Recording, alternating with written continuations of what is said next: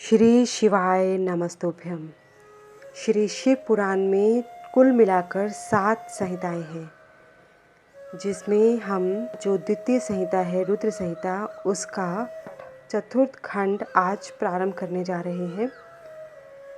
कल हमने पार्वती खंड, जो कि रुद्र संहिता का तीसरा खंड है, समाप्त किया। पार्वती खंड में माता पार्वती से संबंधित, उनके जन्म से संबंधित, उनके जीवन काल से संबंधित, उनकी भक्ति, उनकी तपस्या और उनका विवाह से संबंधित कथा है।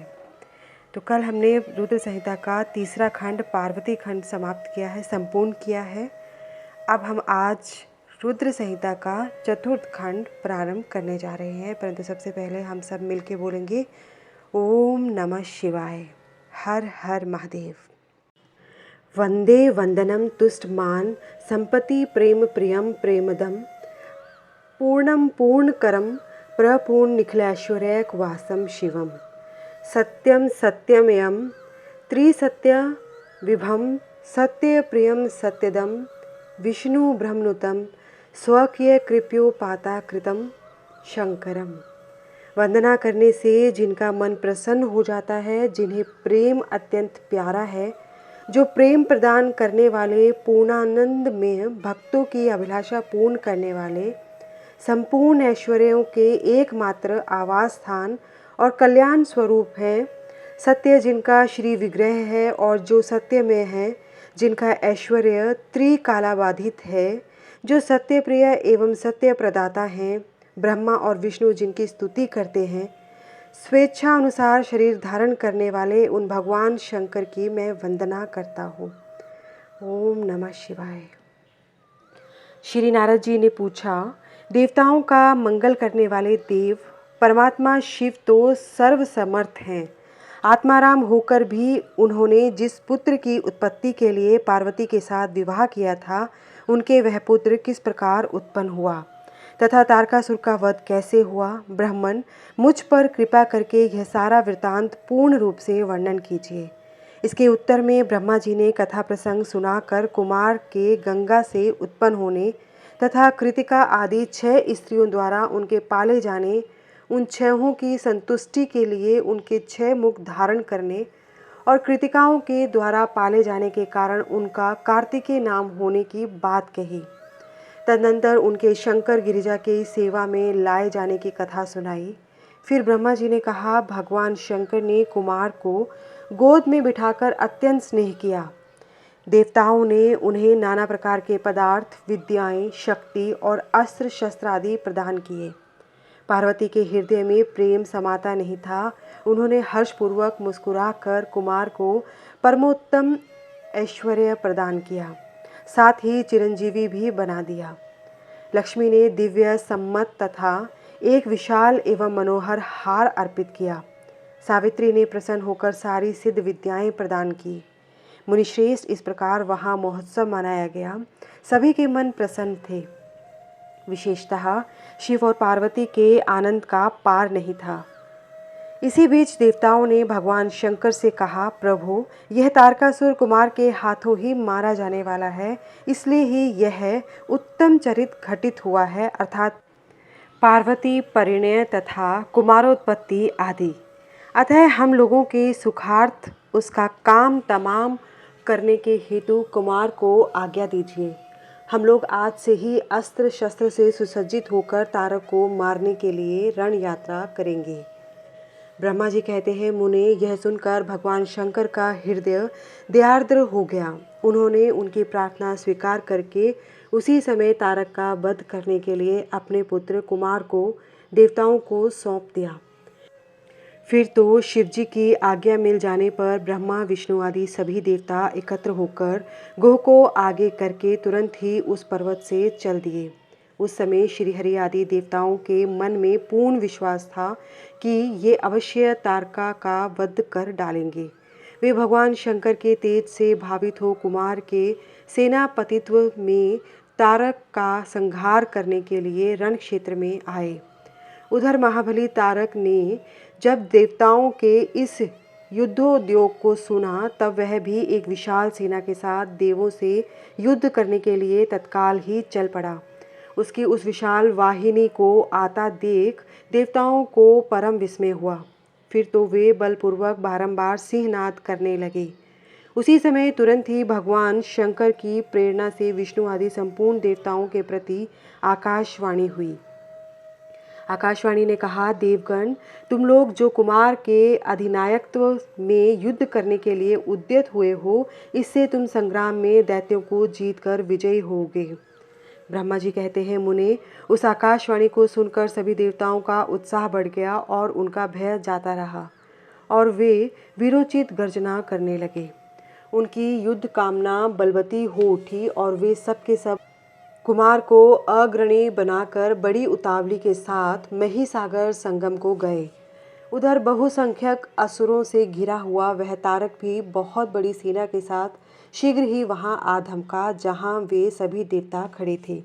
उस असुर के आगमन काल में प्रलयकालीन मेघों के समान गर्जना करने वाली रणभेरियां तथा अन्य अन्य कर्कश शब्द करने वाले रणवाद्य बज रहे थे। उस समय तारकासुर के साथ आने वाले दैत्य ताल ठोकते हुए गर्जना कर रहे थे। उनके पदाघात से पृथ्वी कांप उठती थी। उस अत्यंत भयंकर कोलाहल को सुनकर भी सभी देवता निर्भय ही बने रहे। वे एक साथ मिलकर तारकासुर से लोहा लेने के लिए डटकर खड़े हो गए। उस समय देवराज इंद्र कुमार को गजराज पर बैठाकर सबसे आगे खड़े हुए। वे लोकपालों से घिरे हुए थे और उनके साथ देवताओं की महती सेना थी। तत्पश्चात कुमार ने उस गजराज को तो महेंद्र को ही दे दिया और वे स्वयं एक ऐसे विमान पर आरूढ़ हुए जो परम आश्चर्यजनक तथा नाना प्रकार के रत्नों से सुशोभित था। उस समय उस विमान पर सवार होने से सर्वगुण संपन्न महायशस्वी शंकर पुत्र कुमार उत्कृष्ट शोभा से संयुक्त होकर सुशोभित हो रहे थे। उन पर परम प्रकाशमान चंवर डुलाए जा रहे थे। इसी बीच बलाभिमानी एवं महावीर देवता और दैत्य क्रोध से विह्वल होकर परस्पर युद्ध करने लगे। उस समय देवताओं और दैत्यों में बड़ा घमासान युद्ध हुआ। क्षण भर में ही सारी रणभूमि रुंड मुंडों से व्याप्त हो गई। तब महाबली तारकासुर बहुत बड़ी सेना के साथ देवताओं से युद्ध करने के लिए वेग पूर्वक आगे बढ़ा। उस रण दुर्मद तारक को युद्ध की कामना से आगे बढ़ते देखकर इंद्र आदि देवता तुरंत ही उसके सामने आए। फिर तो दोनों सेनाओं में महान कोलाहल होने लगा। तत्पश्चात देवों तथा असुरों का विनाश करने वाला ऐसा द्वंद्व युद्ध प्रारंभ हुआ जिसे देखकर वीर लोग हर्षोत्फुल्ल हो गए और कायरों के मन में भी भय समा गया। इसी समय वीरभद्र कुपित होकर महाबली प्रमथ गणों के साथ वीराभिमानी तारक के समीप आ पहुँचे। वे बलवान गणनायक भगवान शिव के कोप से उत्पन्न हुए थे, अतः समस्त देवताओं को पीछे करके युद्ध की अभिलाषा से तारक के सम्मुख डट गए। उस समय प्रमथ गणों तथा सारे असुरों के मन में परमोल्लास था, अतः वे उस महासमर में परस्पर गुत्थम गुत्थ होकर जूझने लगे।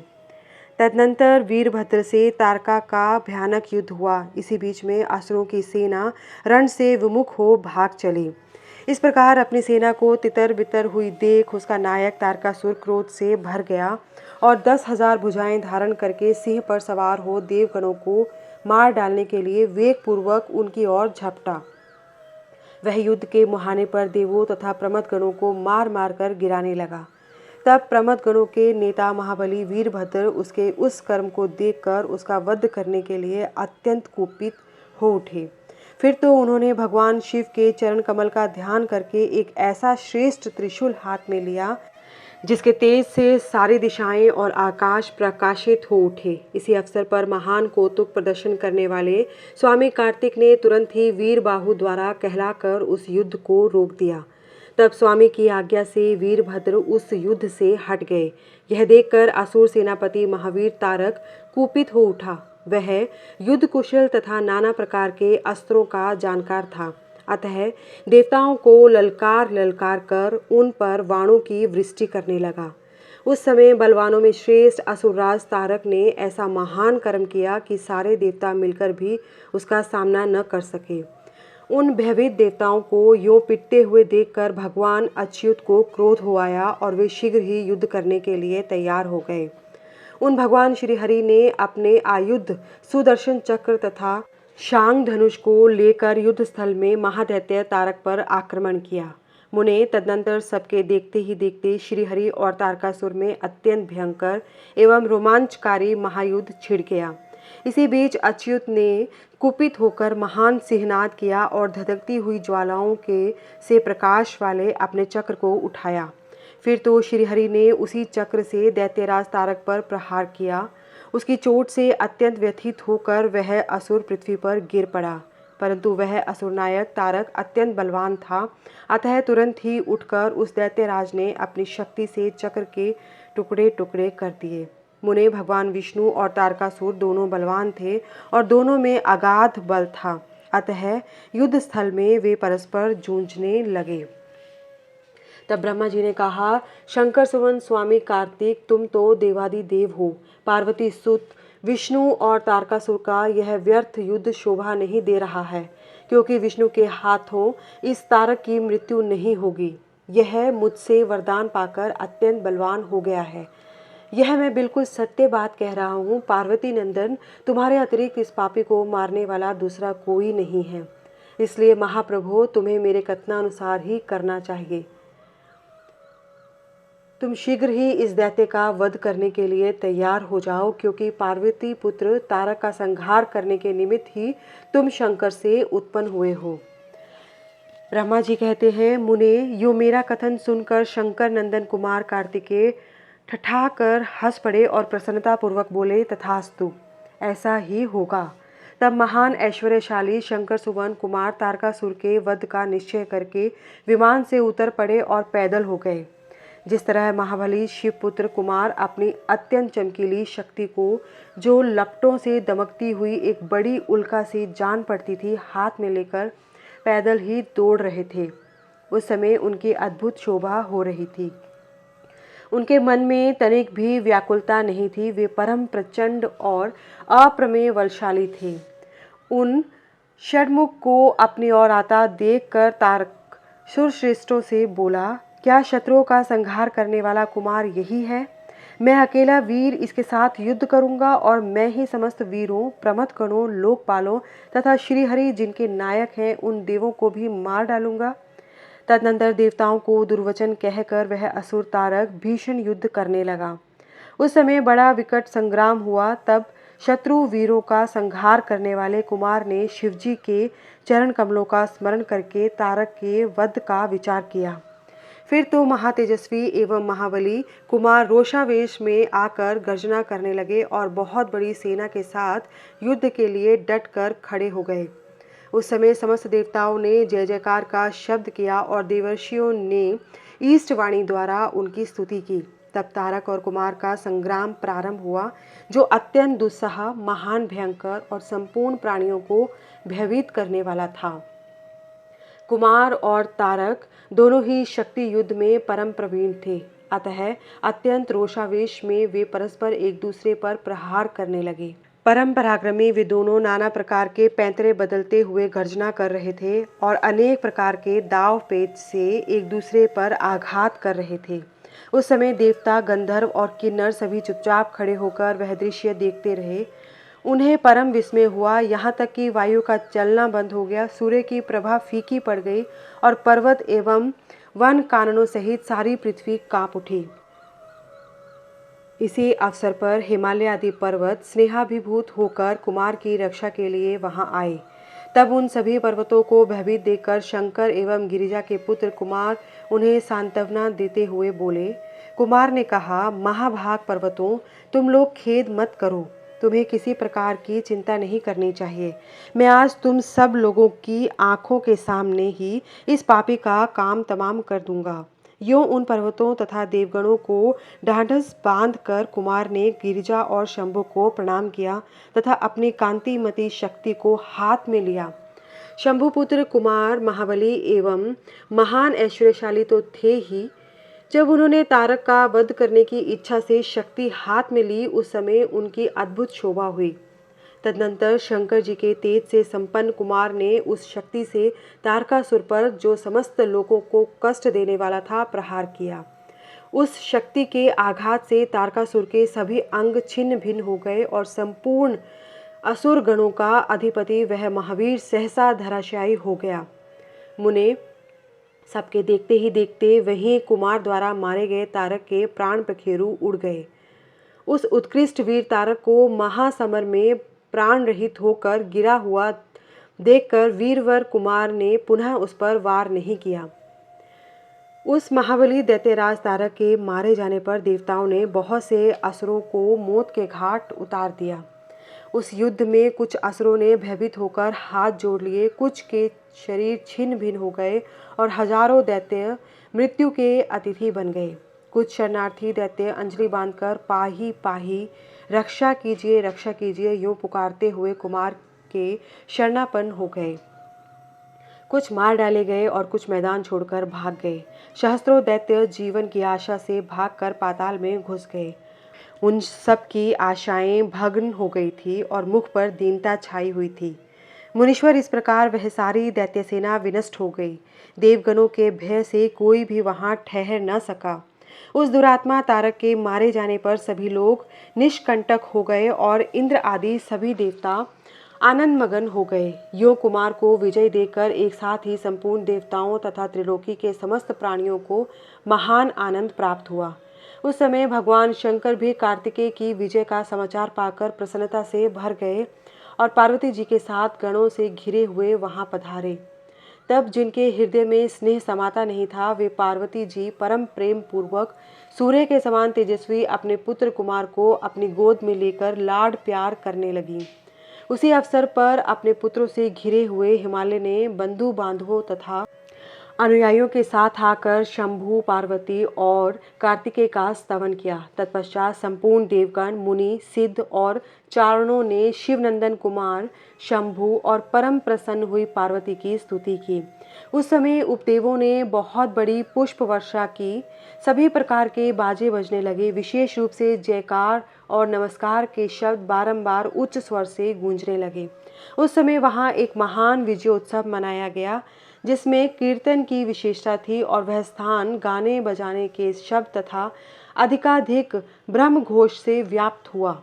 मुने, समस्त देवगणों ने प्रसन्नतापूर्वक गा बजाकर तथा हाथ जोड़कर भगवान जगन्नाथ की स्तुति की। तत्पश्चात सबसे प्रशंसित तथा अपने गणों से घिरे हुए भगवान रुद्र जगजननी भवानी के साथ अपने निवास स्थान कैलाश पर्वत पर चले गए।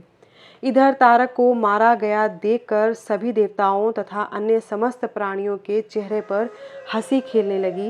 वे भक्तिपूर्वक शंकर सुवन कुमार की स्तुति करने लगे। देव, तुम दानव श्रेष्ठ तारक का हनन करने वाले हो, तुम्हें नमस्कार है। शंकर नंदन, तुम बाणासुर के प्राणों का अपहरण करने वाले तथा प्रलंबासुर के विनाशक हो। तुम्हारा स्वरूप परम पवित्र है, तुम्हें हमारा अभिनंदन है। ब्रह्मा जी कहते हैं, मुने, जब विष्णु आदि देवताओं ने इस प्रकार कुमार का स्तवन किया, तब उन प्रभु ने सभी देवों को क्रमशः नया नया वर प्रदान किया। तत्पश्चात पर्वतों को स्तुति करते देख वे शंकर तनया परम प्रसन्न हुए और उन्हें वर देते हुए बोले। स्कंद ने कहा, वे शंकर तनय परम प्रसन्न हुए तथा उन्हें वर देते हुए बोले। स्कंद ने कहा, भूधरों, तुम सभी पर्वत तपस्वियों द्वारा पूजनीय तथा कर्मठ और ज्ञानियों के लिए सेवनीय होगे। ये जो मेरे मातामह अर्थात नाना पर्वत श्रेष्ठ हिमवान हैं, ये महाभाग आज से तपस्वियों के लिए फलदाता होंगे।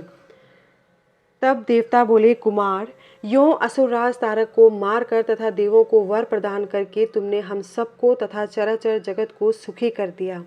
अब तुम्हें परम प्रसन्नता पूर्वक अपने माता पिता पार्वती और शंकर का दर्शन करने के लिए शिव के निवासभूत कैलाश पर चलना चाहिए। ब्रह्मा जी कहते हैं, मुने, तदनंतर सब देवताओं के साथ विमान पर चढ़कर कुमार स्कंद शिवजी के समीप कैलाश पर पहुंच गए। उस समय शिवा ने बड़ा आनंद मनाया। देवताओं ने शिवजी की स्तुति की। शिवजी ने उन्हें वरदान तथा अभयदान देकर विदा किया। मुने, उस अवसर पर देवताओं को परम आनंद प्राप्त हुआ। वे शिव, पार्वती तथा शंकर नंदन कुमार के रमणीय यश का बखान करते हुए अपने अपने लोक को चले गए। इधर परमेश्वर शिव भी शिवा, कुमार तथा गणों के साथ आनंद पूर्वक उस पर्वत पर निवास करने लगे। मुने, इस प्रकार जो शिव शक्ति से ओतप्रोत सुखदायक एवं दिव्य है, कुमार का वह सारा चरित्र मैंने तुमसे ही वर्णन कर दिया। अब और क्या सुनना चाहते हो? सूत जी कहते हैं, तारकारी कुमार के उत्तम एवं अद्भुत वृतांत को सुनकर नारद जी को बड़ी प्रसन्नता हुई। उन्होंने पुनः प्रेम पूर्वक ब्रह्मा जी से पूछा। नारद जी बोले, देव देव, आप तो शिव संबंधी ज्ञान के अथाह सागर हैं। प्रजानाथ, मैंने स्वामी कार्तिक के सदवृतांत को, जो अमृत से भी उत्तम है, सुन लिया। अब गणेश का उत्तम चरित्र सुनना चाहता हूँ। आप उनका जन्म वृतांत तथा दिव्य चरित्र, जो संपूर्ण मंगलों के लिए भी मंगल स्वरूप है, वर्णन कीजिए। सूत जी कहते हैं, महामुनि नारद का ऐसा वचन सुनकर ब्रह्मा जी का मन हर्ष से गदगद हो गया। वे शिव जी का स्मरण करके बोले। ब्रह्मा जी ने कहा, नारद, पहले जो मैंने विधि पूर्वक गणेश की उत्पत्ति का वर्णन किया था कि शनि की दृष्टि पड़ने से गणेश का मस्तक कट गया था, तब उस पर हाथी का मुख लगा दिया गया था, वह कल्पांतर की कथा है। अब श्वेत कल्प में घटित हुई गणेश की जन्म कथा का वर्णन करता हूँ, जिसमें कृपालु शंकर ने ही उनका मस्तक काट लिया था। मुने, इस विषय में तुम्हें संदेह नहीं करना चाहिए, क्योंकि भगवान शंभु कल्याणकारी सृष्टिकर्ता और सबके स्वामी हैं। वे ही सगुण और निर्गुण भी हैं। उन्हीं की लीला से सारे विश्व की सृष्टि, रक्षा और विनाश होता है। मुनिश्रेष्ठ, अब प्रस्तुत विषय को आदरपूर्वक श्रवण करो। एक समय पार्वती जी की जया विजया नाम वाली सखियां उनके पास आकर विचार करने लगी। सखी, सभी गण रुद्र के ही हैं। नंदी, भृंगी आदि जो हमारे हैं, वे भी शिव के ही आज्ञा पालन में तत्पर रहते हैं। जो असंख्य प्रमथ गण हैं, उनमें भी हमारा कोई नहीं है। वे सभी शिवाज्ञा प्रायण होकर द्वार पर खड़े रहते हैं। यद्यपि वे सभी हमारे भी हैं, तथापि उनसे हमारा मन नहीं मिलता। अतः पाप रहिते आपको ही हमारे लिए एक गण की रचना करनी चाहिए। ब्रह्मा जी कहते हैं, मुने, जब सखियों ने पार्वती जी से ऐसा सुंदर वचन कहा, तब उन्होंने उसे हितकारक माना और वैसा करने का विचार किया। तदनंतर किसी समय जब पार्वती जी स्नान कर रही थी, तब सदाशिव नंदी को डरा धमका कर घर के भीतर चले आए। शंकर जी को आता देख स्नान करती हुई जगत जननी पार्वती उठकर खड़ी हो गई। उस समय उनको बड़ी लज्जा आई, वे आश्चर्यचकित हो गई। उस अवसर पर उन्होंने सखियों के वचन को हितकारक तथा सुखप्रद माना। उस समय ऐसी घटना घटित होने पर परमाया परमेश्वरी शिव पत्नी पार्वती ने मन में ऐसा विचार किया कि मेरा कोई एक ऐसा सेवक होना चाहिए जो परम शुभ, कार्य कुशल तथा मेरी ही आज्ञा में तत्पर रहने वाला हो, उससे तनिक भी विचलित होने वाला न हो। यों विचार कर पार्वती देवी ने अपने शरीर की मैल से एक ऐसे चेतन पुरुष का निर्माण किया जो संपूर्ण शुभ लक्षणों से संयुक्त था। उसके सभी अंग सुंदर एवं दोष रहित थे। उसका वह शरीर विशाल, परम शोभायमान तथा महान बल पराक्रम से संपन्न था।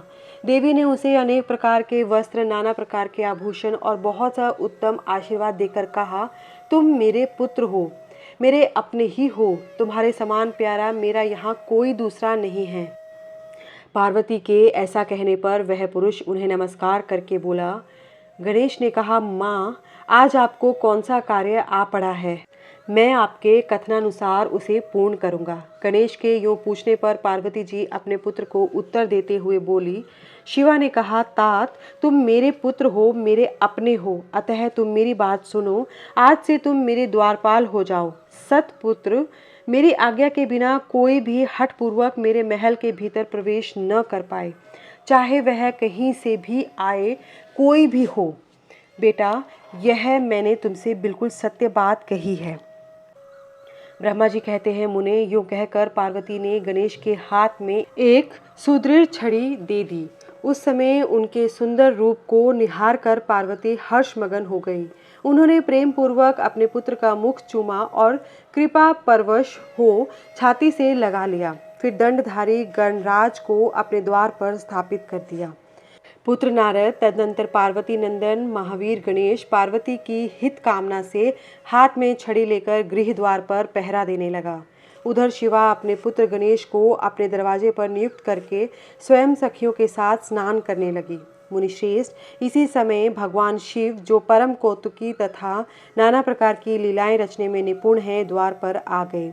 गणेश उन पार्वती पति को पहचानते तो थे नहीं, अतः बोल उठे, देव, माता की आज्ञा के बिना आप अभी भीतर न जाओ। माता स्नान करने बैठ गई हैं। आप कहाँ जाना चाहते हो? इस समय यहाँ से हट जाओ। यूँ कहकर गणेश ने उन्हें रोकने के लिए छड़ी हाथ में ले ली। उन्हें ऐसा करता देख शिवजी बोले, मूर्ख, तू किसे रोक रहा है? दुर्बुद्धि, क्या तू मुझे नहीं जानता? मैं शिव के अतिरिक्त और कोई नहीं हूँ। फिर महेश्वर के गण उसे समझाकर हटाने के लिए वहाँ आए और गणेश से बोले, सुनो, हम मुख्य शिवगण ही द्वारपाल हैं और सर्वव्यापी भगवान शंकर की आज्ञा से तुम्हें हटाने के लिए यहाँ आए हैं। तुम्हें भी गण समझकर हम लोगों ने मारा नहीं है, अन्यथा तुम कब के मारे गए होते। अब कुशल इसी में है कि तुम स्वतः ही दूर हट जाओ, क्यों व्यर्थ अपनी मृत्यु बुला रहे हो। ब्रह्मा जी कहते हैं, मुने, यो कहे जाने पर भी गिरजानंदन गणेश निर्भय ही बने रहे। उन्होंने शिवगणों को फटकारा और दरवाजे को नहीं छोड़ा। तब उन सभी शिवगणों ने शिवजी के पास जाकर सारा वृतांत उन्हें सुनाया। मुने उनसे सब बातें सुनकर संसार के गति स्वरूप अद्भुत लीला विहारी महेश्वर अपने उन गणों को डांट कर कहने लगे। महेश्वर ने कहा, गणों, यह कौन है जो इतना उच्छृंखल होकर शत्रु की भांति बोल रहा है? इस नवीन द्वारपाल को दूर भगा दो। तुम लोग नपुंसक की तरह खड़े होकर उसका वृतांत मुझे क्यों सुना रहे हो? विचित्र लीला रचने वाले अपने स्वामी शंकर के योग कहने पर वे गण पुनः वहीं लौट आए। तदनंतर गणेश द्वारा पुनः रोके जाने पर शिवजी ने गणों को आज्ञा दी कि तुम पता लगाओ कि यह कौन है और क्यों ऐसा कर रहा है। गणों ने पता लगाकर बताया कि ये श्री गिरजा के पुत्र हैं तथा द्वारपाल के रूप में बैठे हैं।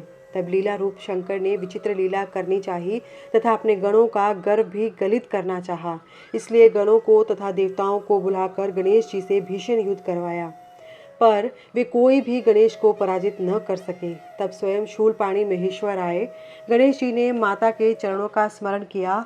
तब शक्ति ने उन्हें बल प्रदान कर दिया। सभी देवता शिवजी के पक्ष में आ गए। घोर युद्ध हुआ। अंततो गत्वा स्वयं शूलपाणी महेश्वर ने आकर त्रिशूल से गणेश जी का सिर काट दिया। जब यह समाचार पार्वती जी को मिला तब वे क्रुद्ध हो गई और बहुत सी शक्तियों को उत्पन्न करके उन्होंने बिना विचारे प्रलय करने की आज्ञा दे दी। फिर तो शक्तियों के द्वारा प्रलय मचाई जाने लगी। उन शक्तियों का वह जाज्वल्यमान तेज सभी दिशाओं को दग्ध सा किए डालता था। उसे देखकर वे सभी शिवगण भयभीत हो गए और भागकर दूर जा खड़े हुए। मुने, इसी समय तुम दिव्य दर्शन नारद वहां आ पहुंचे। तुम्हारा वहां आने का अभिप्राय देवगणों को सुख पहुंचाना था। तब तुमने मुझ देवताओं सहित शंकर को प्रणाम करके कहा कि इस विषय में सबको मिलकर विचार करना चाहिए। तब वे सभी देवता तुझ महामना के साथ सलाह करने लगे कि इस दुख का शमन कैसे हो सकता है। फिर उन्होंने यही निश्चय किया कि जब तक गिरिजा देवी कृपा नहीं करेंगी तब तक सुख नहीं प्राप्त हो सकता। अब इस विषय में और विचार करना व्यर्थ है। ऐसी धारणा करके तुम्हारे सहित सभी देवता और ऋषि भगवती शिवा के निकट गए और क्रोध की शांति के लिए उन्हें प्रसन्न करने लगे। उन्होंने प्रेम पूर्वक उन्हें प्रसन्न करते हुए अनेकों स्तोत्रों द्वारा उनकी स्तुति करके बारंबार उनके चरणों में अभिवादन किया। फिर देवगण की आज्ञा से ऋषि बोले, देवर्षियों ने कहा, जगदम्बे तुम्हें नमस्कार है, शिव पत्नी तुम्हें नमस्कार है, चंडिके तुम्हें हमारा अभिवादन प्राप्त हो, कल्याणी तुम्हें बारंबार प्रणाम है, अम्बे तुम ही आदि शक्ति हो, तुम ही सदा सारी सृष्टि की निर्माण कर्त्री, पालिका शक्ति और संहार करने वाली हो।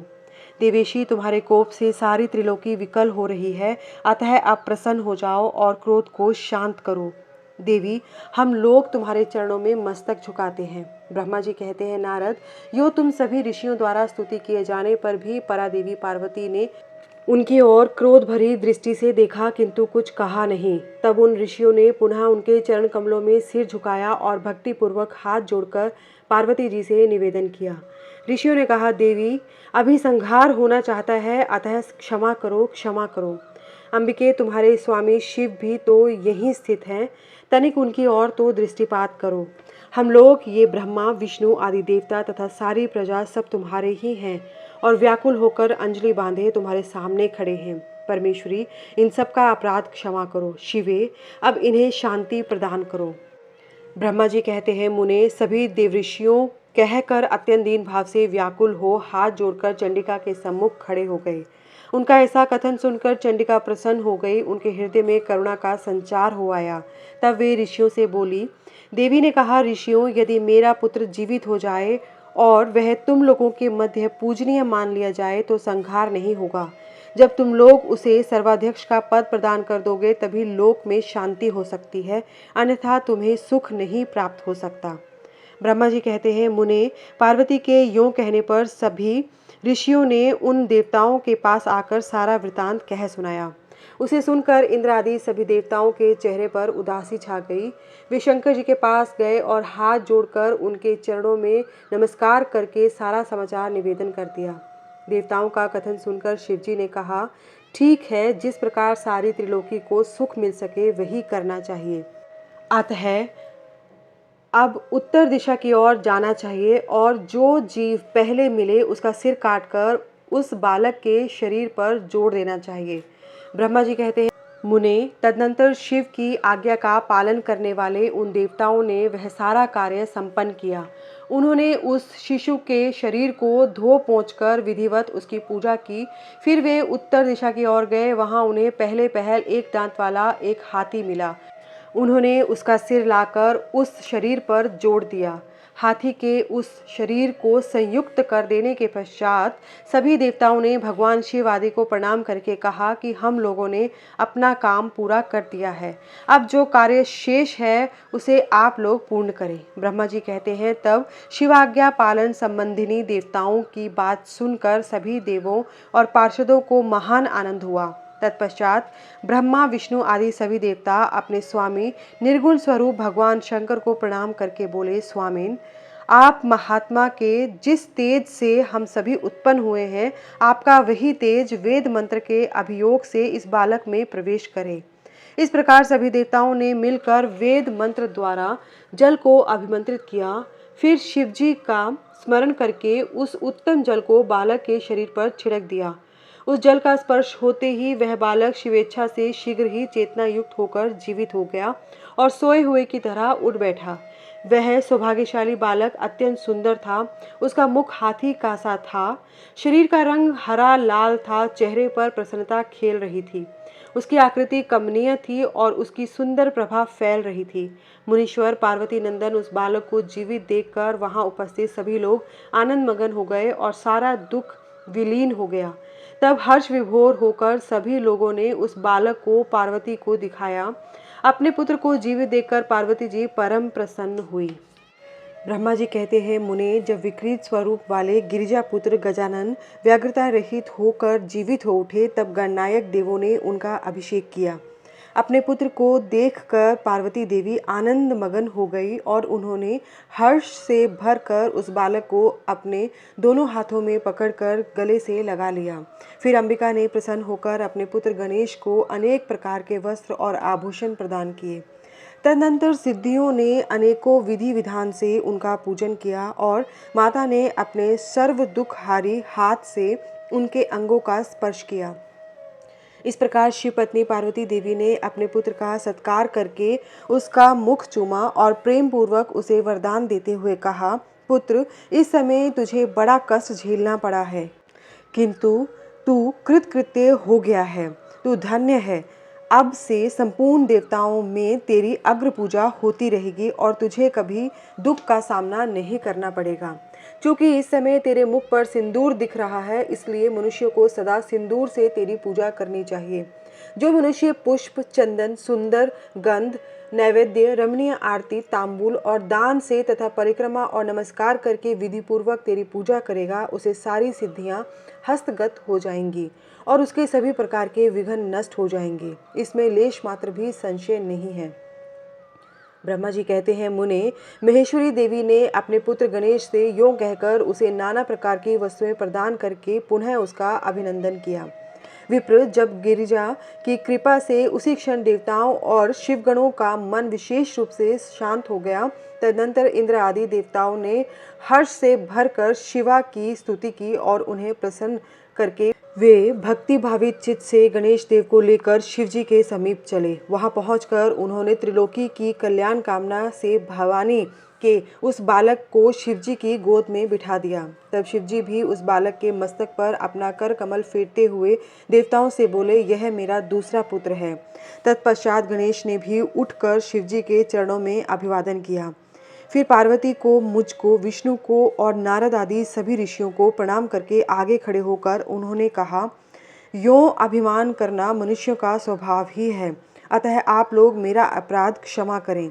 तब मैं, शंकर और विष्णु इन तीनों देवताओं ने एक साथ ही प्रेम पूर्वक उन्हें उत्तम वर प्रदान करते हुए कहा, सुरवरों, जैसे त्रिलोकी में हम तीनों देवों की पूजा होती है, उसी तरह तुम सबको इन गणेश का भी पूजन करना चाहिए। मनुष्यों को चाहिए कि पहले इनकी पूजा करके तत्पश्चात हम लोगों का पूजन करें।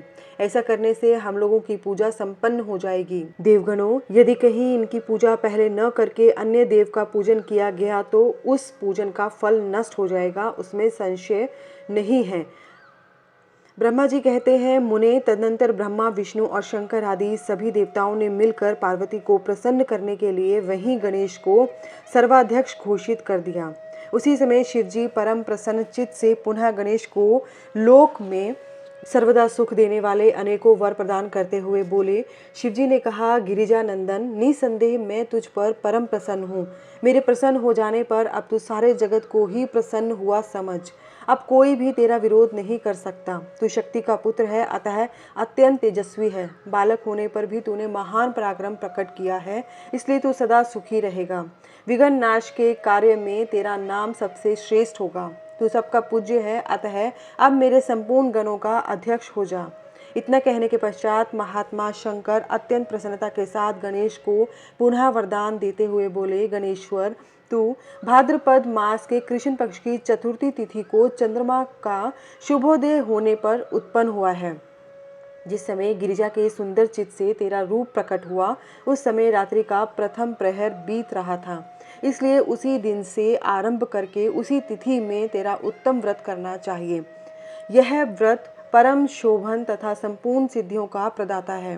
वर्ष के अंत में जब पुनः वही चतुर्थी आ जाए, तब तक मेरे कथनानुसार तेरे व्रत का पालन करना चाहिए। जिन्हें संसार में अनेकों प्रकार के अनुपम सुखों की कामना हो, उन्हें चतुर्थी के दिन भक्ति पूर्वक विधि सहित तेरा पूजन करना चाहिए। जब मार्गशीर्ष मास के कृष्ण पक्ष की चतुर्थी आए, तब उस दिन प्रातःकाल स्नान करके व्रत के लिए ब्राह्मणों से निवेदन करें। पूर्वोक्त विधि से उपवास करें। फिर धातु की, मूंगे की, श्वेत मदार की अथवा मिट्टी की मूर्ति बनाकर उसकी प्राण प्रतिष्ठा करें और भक्ति भाव से नाना प्रकार के दिव्य गंधों, चंदनों और पुष्पों से उसकी पूजा करें। पुनः रात्रि का प्रथम प्रहर बीत जाने पर स्नान करके दूर्वा दलों से पूजन करना चाहिए। यह दूर्वा जड़ रहित, 12 अंगुल लंबी और 3 गांठों वाली होनी चाहिए। ऐसी 101 अथवा 21 दूर्वा से उस स्थापित प्रतिमा की पूजा करें। तत्पश्चात धूप, दीप, अनेक प्रकार के नैवेद्य, तांबूल, अर्घ्य और उत्तम उत्तम पदार्थों द्वारा गणेश की पूजा करें और स्तवन करके उसके आगे प्रणिपात करें। यों गणेश की पूजा करने के पश्चात बाल चंद्रमा का पूजन करें। तत्पश्चात हर्षपूर्वक ब्राह्मणों की पूजा करके उन्हें मिष्टान का भोजन कराएं। उनके भोजन कर लेने के बाद स्वयं भी नमक रहित मिष्ठान का ही प्रसाद पाएं। फिर गणेश का स्मरण करके अपने सभी नियमों का विसर्जन कर दें। इस प्रकार करने से यह शुभ व्रत पूर्ण होता है। पुत्र, यो व्रत करते करते जब वर्ष पूरा हो जाए, तब व्रती मनुष्य को चाहिए कि वह व्रत की पूर्ति के लिए व्रतोद्यापन का कार्य भी संपन्न करे। इसमें मेरे आज्ञानुसार 12 ब्राह्मणों को भोजन कराना चाहिए। व्रती को चाहिए कि वह एक कलश स्थापित करके उस पर तेरी मूर्ति की पूजा करे। तत्पश्चात वेद विधि के अनुसार वेदी का निर्माण करके उस पर अष्टदल कमल बनाएं। फिर उसी पर धन की कंजूसी छोड़कर हवन करें। पुनः मूर्ति के सामने 2 स्त्रियां और 2 बालकों को बिठाकर विधि पूर्वक उनकी पूजा करें और सादर उन्हें भोजन कराएं। रात में जागरण करें। प्रातःकाल पुनः पूजन करके पुनरागमन के लिए विसर्जन कर दें। बालकों से आशीर्वाद ग्रहण करें। स्वस्ति वाचन कराएं और व्रत की पूर्ति के लिए पुष्पांजलि निवेदित करें। फिर नमस्कार करके नाना प्रकार के कार्यों की कल्पना करें। इस प्रकार जो इस व्रत को पूर्ण करता है उसे अभीष्ट फल की प्राप्ति होती है। गणेश, जो श्रद्धा सहित अपनी शक्ति के अनुसार नित्य तेरी पूजा करेगा उसके सभी मनोरथ सफल हो जाएंगे। मनुष्य को सिंदूर, चंदन, चावल, केतकी, पुष्प आदि अनेकों उपचारों द्वारा गणेश्वर का पूजन करना चाहिए। यूँ जो लोग नाना प्रकार के उपचारों से भक्ति पूर्वक तेरी पूजा करेंगे उनके विघ्नों का सदा के लिए नाश हो जाएगा और उनकी कार्य सिद्धि होती रहेगी। सभी वर्ण के लोगों को, विशेषकर स्त्रियों को यह पूजा अवश्य करनी चाहिए तथा अभ्युदय की कामना करने वाले राजाओं के लिए भी यह व्रत अवश्य कर्तव्य है। व्रती मनुष्य जिस जिस वस्तु की कामना करता है उसे निश्चय वह वस्तु प्राप्त हो जाती है। अतः जिसे किसी वस्तु की अभिलाषा हो उसे अवश्य तेरी सेवा करनी चाहिए। ब्रह्मा जी कहते हैं, मुने, जब शिव जी ने महात्मा गणेश को इस प्रकार वर प्रदान किया तब संपूर्ण देवताओं, श्रेष्ठ ऋषियों और शिव के प्यारे समस्त गणों ने तथास्तु कहकर उसका समर्थन किया और अत्यंत विधि पूर्वक गणाधीश का पूजन किया। तत्पश्चात शिवगणों ने आदरपूर्वक नाना प्रकार की पूजन सामग्री से गणेश्वर की विशेष रूप से अर्चना की और उनके चरणों में प्रणाम किया। मुनीश्वर, उस समय गिरिजा देवी को जो आनंद प्राप्त हुआ उसका वर्णन मेरे चारों मुखों से भी नहीं हो सकता। तब फिर मैं उसे कैसे बताऊं। उस अवसर पर देवताओं की दुदुम्बियां बजने लगी, अप्सराएं नृत्य करने लगी, गंधर्व श्रेष्ठ गान करने लगे और पुष्पों की वर्षा होने लगी। इस प्रकार गणेश के गणाधीश पद पर प्रतिष्ठित होने पर महान उत्सव मनाया गया। सारे जगत में शांति स्थापित हो गई और सारा दुख जाता रहा। नारद, शिव और पार्वती को तो विशेष आनंद प्राप्त हुआ और सर्वत्र अनेक प्रकार के सुखदायक मंगल होने लगे। तदनंतर संपूर्ण देवगण और ऋषिगण जो वहां पधारे हुए थे वे सभी शिव की आज्ञा से अपने अपने स्थान को चले। उस समय वे शिवजी की स्तुति करके गणेश और पार्वती की बारंबार प्रशंसा कर रहे थे और कैसा अद्भुत युद्ध हुआ यो परस्पर वार्तालाप करते हुए चले जा रहे थे। इधर जब गिरिजा देवी का क्रोध शांत हो गया तब शिवजी भी, जो स्व आत्माराम होते हुए भी सदा भक्तों का कार्य सिद्ध करने के लिए उद्यत रहते हैं, गिरिजा के समनिकट गए और लोगों के हित कामना से पूर्ववत नाना प्रकार के सुखदायक कार्य करने लगे। तब मैं, ब्रह्मा और विष्णु दोनों भक्ति पूर्वक शिव शिवा की सेवा करके शिव की आज्ञा ले अपने अपने धाम को लौट आए। जो मनुष्य जितेंद्रिय होकर इस परम मांगलिक आख्यान को श्रवण करता है वह संपूर्ण मंगलों का भागी होकर मंगल भवन हो जाता है। इसके श्रवण से पुत्रहीन को पुत्र की, निर्धन को धन की, भार्यार्थी को भार्या की, प्रजार्थी को प्रजा की, रोगी को आरोग्य की और अभोग को सौभाग्य की प्राप्ति होती है। जिस स्त्री का पुत्र तथा धन नष्ट हो गया हो और पति परदेश चला गया हो उसे उसका पति मिल जाता है। जो शोक सागर में डूब रहा हो वह इसके श्रवण से निसंदेह शोक रहित हो जाता है। यह गणेश चरित्र संबंधी ग्रंथ जिसके घर में सदा वर्तमान रहता है वह मंगल संपन्न होता है, इसमें तनिक भी संशय की गुंजाइश नहीं है। जो यात्रा के अवसर पर अथवा किसी भी पुण्य पर्व पर इसे मन लगाकर सुनता है वह श्री गणेश जी की कृपा से संपूर्ण अभीष्ट फल प्राप्त कर लेता है। नारद जी ने पूछा, तात, मैंने गणेश के जन्म संबंधी अनुपम वृत्तांत तथा परम पराक्रम से विभूषित उनका दिव्य चरित्र भी सुन लिया। सुरेश्वर, उसके बाद कौन सी घटना घटी उसका वर्णन कीजिए, क्योंकि पिताजी शिव और पार्वती का उज्जवल यश महान आनंद प्रदान करने वाला है। ब्रह्मा जी ने कहा, मुनिश्रेष्ठ, तुम तो बड़े कारुणिक हो, तुमने बड़ी उत्तम बात पूछी है। ऋषि सत्तम, अच्छा, अब मैं उसका वर्णन करता हूँ, तुम ध्यान लगाकर सुनो। विप्रेंद्र, शिव और पार्वती अपने दोनों पुत्रों की बाल लीला देख देखकर महान प्रेम में मगन रहने लगे। पुत्रों का लाड प्यार करने के कारण माता पिता का सुख दिनों दिन बढ़ता जाता था और वे दोनों कुमार प्रीतिपूर्वक आनंद के साथ तरह तरह की लीलाएं करते थे।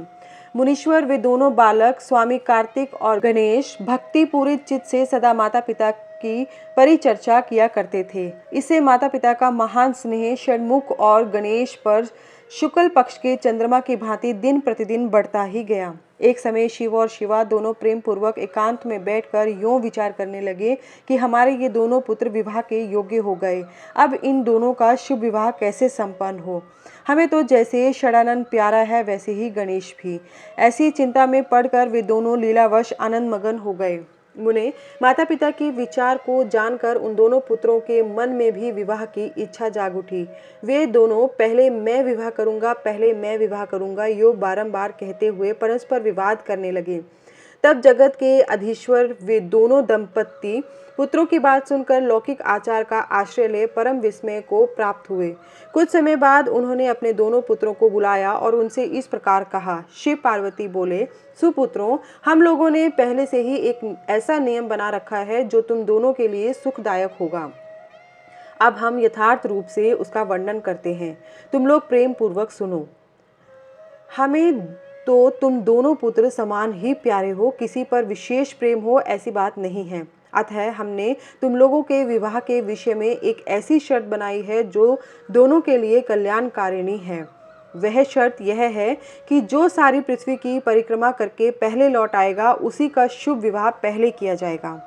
ब्रह्मा जी कहते हैं, मुने, माता पिता की यह बात सुनकर सरजन्मा महाबली कार्तिकेय तुरंत ही अपने रथ से पृथ्वी की परिक्रमा करने के लिए चल दिए, परंतु अगाध बुद्धि संपन्न गणेश वहीं खड़े रह गए।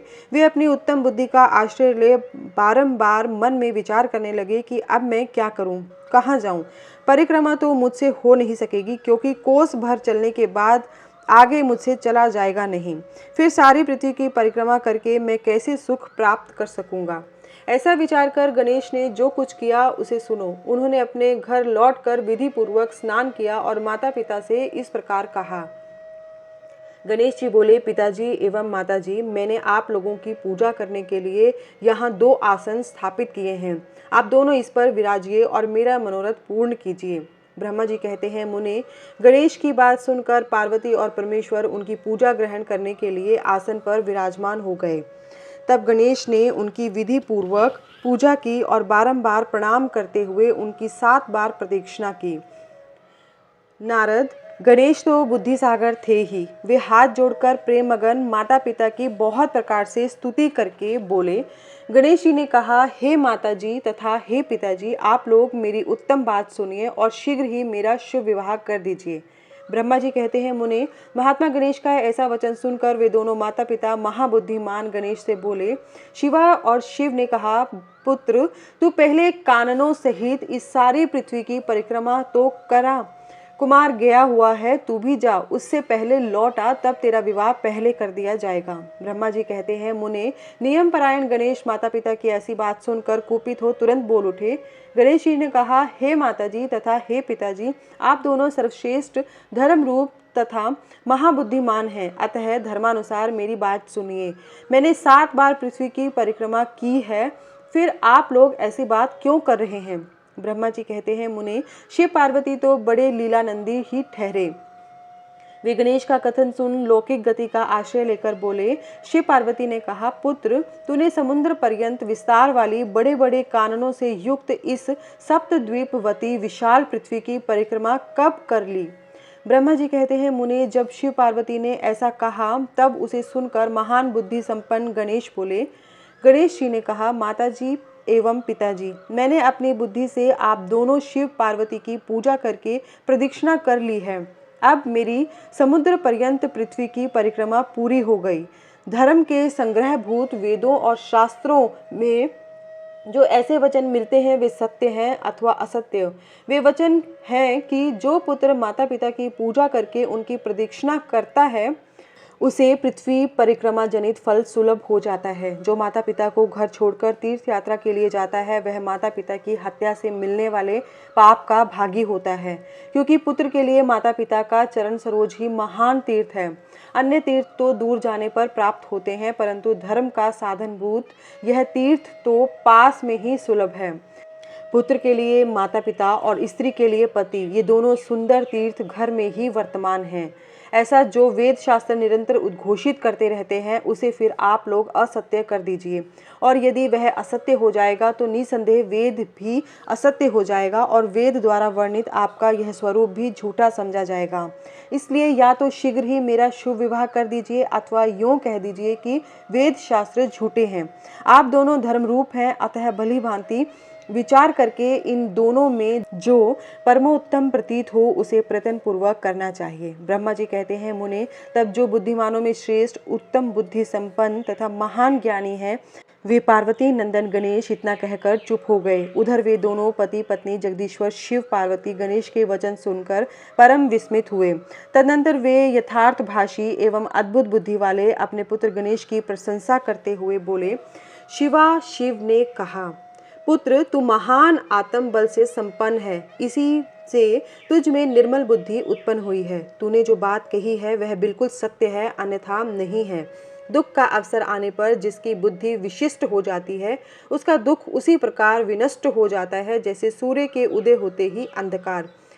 जिसके पास बुद्धि है वही बलवान है, बुद्धिहीन के पास बल कहाँ। पुत्र, वेद शास्त्र और पुराणों में बालक के लिए धर्म पालन की जैसी बात कही गई है वह सब तूने पूरी कर ली। तूने जो बात की है वह दूसरा कौन कर सकता है। हमने तेरी वह बात मान ली, अब इसके विपरीत नहीं करेंगे।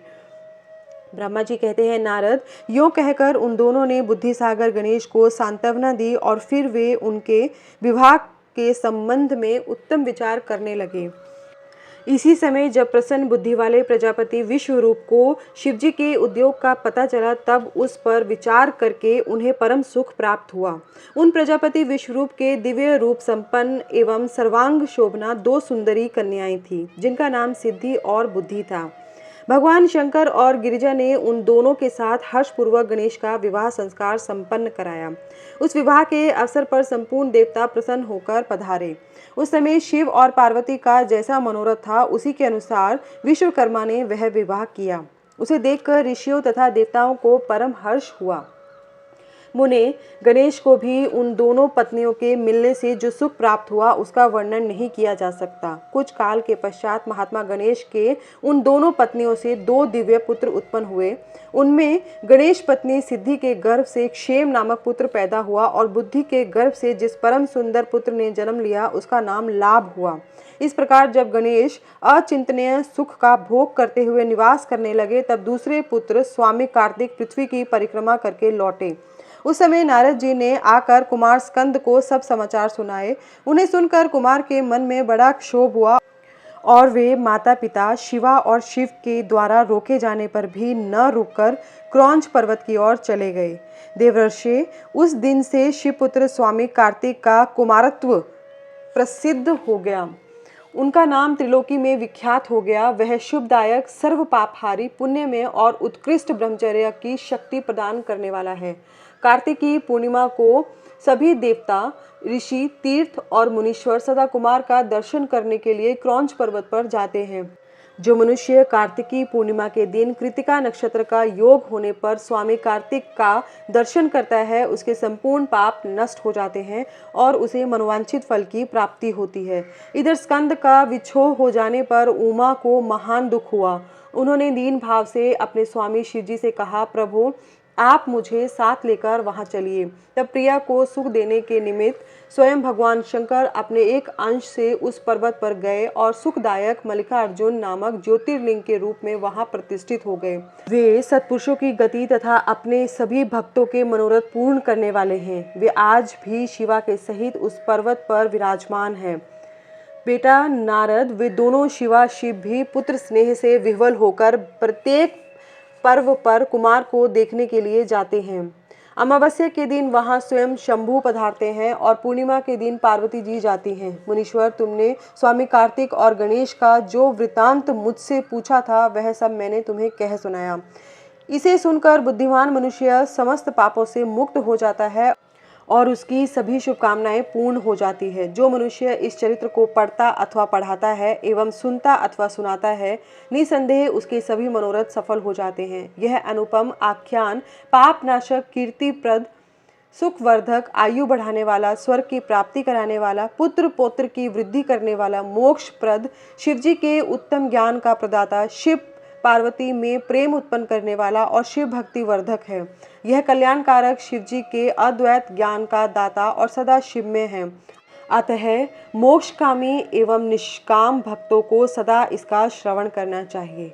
इसी के साथ शिव पुराण की दूसरी संहिता रुद्र संहिता का चतुर्थ खंड कुमार खंड संपूर्ण हुआ। ओम नमः शिवाय। कल के अध्याय में हम रुद्र संहिता का 5वां तथा आखिरी खंड युद्ध खंड का पाठ प्रारंभ करेंगे। नमः शिवाय, नमः शिवाय, नमः शिवाय। हर हर महादेव।